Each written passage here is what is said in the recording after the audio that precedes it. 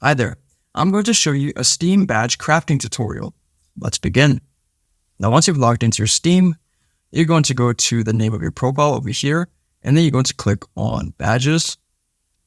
So there are different ways in which you can earn badges. One is if your friends gift you the badges, or two, if you play certain games or do certain tasks, you can earn the badges.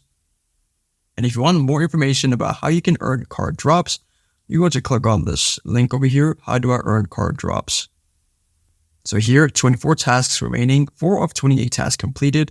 So if you finish all these tasks, you can earn certain badges, which is pretty cool.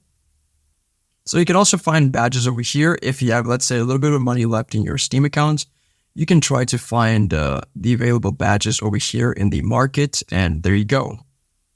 If this video helped you out, then please leave a like and consider subscribing. It's free, and it helps the channel to make more videos like this. Thanks for watching, and see you in the next one.